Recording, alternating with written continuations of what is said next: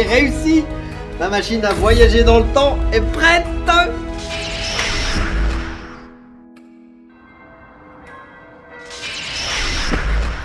Oh, j'ai réussi. Pile à l'heure.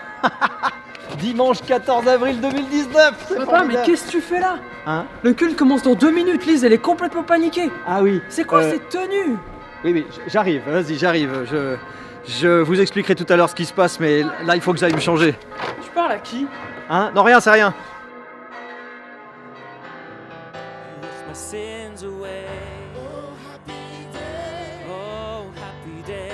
Oh, happy day. He taught me how to walk, fight and pray, fight and pray, and he told me how to live rejoice. Bienvenue pour cette 2019e célébration de remise des Oscars. Bien que copié par d'autres, le cinéma entre autres depuis quelques décennies, il n'en reste pas moins que depuis 21 siècles, les chrétiens fêtent ceux et celles qui, par leur engagement courageux et volontaire, ne cessent de préciser les traits de notre humanité.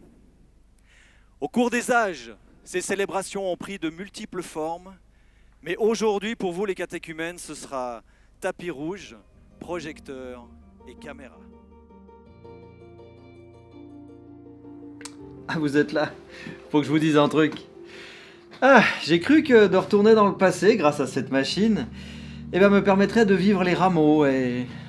voilà, d'éprouver de la joie, du plaisir par rapport à cette année. Figurez-vous que je me suis trompé. Ça n'apporte rien de revivre le passé, mieux vaut vivre dans le présent.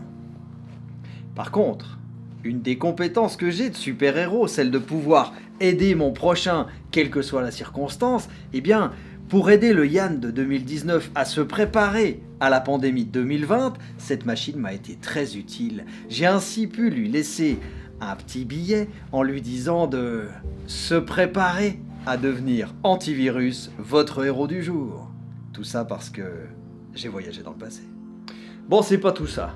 Revenir du passé, c'est une bonne chose, mais je pense qu'il est temps que j'aille à la cathédrale aujourd'hui, en 2020, pour voir à quoi ça ressemble, cette période de quarantaine, même dans la plus grande église de Lausanne.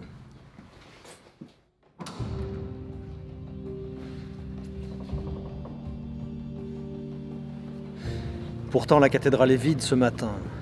Personne, pas un chat. Pas de jeunes venus confirmer ou recevoir le baptême, pas d'assemblée nombreuse et joyeuse pour les entourer, pas le moindre JP motivé à rendre la fête belle et inoubliable. Y a rien, que dalle, rien. À part ces murs de pierre qui nous masquent le soleil du dehors.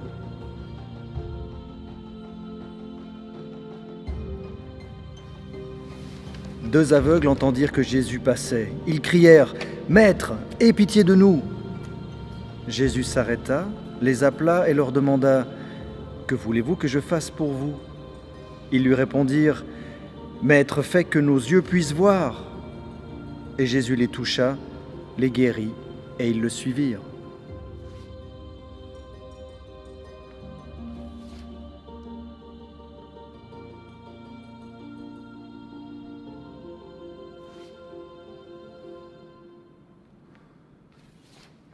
C'est déprimant. Déprimant d'être seul face à un obstacle pareil qui voile le regard. C'est un peu comme ces deux aveugles là sur le bord du chemin. Je me trouve à regarder dans le vide. Je pourrais rester là, à déprimer au pied de ce mur, aussi beau soit-il. Ou bien je pourrais faire comme les aveugles. Tendre l'oreille au passage de Jésus et crier quand il passe « Jésus, Jésus, réponds-moi, Jésus !» Jésus, prends pitié de nous qui sommes isolés par ce virus. Nous sommes comme emprisonnés, incapables de voir ce qu'il se passe au-delà de murs, ce qui se passe dehors. Que veux-tu que je fasse pour toi? Quoi? Pardon? Il y a quelqu'un? Bah, évidemment, y a moi, Jésus. Viens et regarde. Tu vois, la vie est là, à ta portée.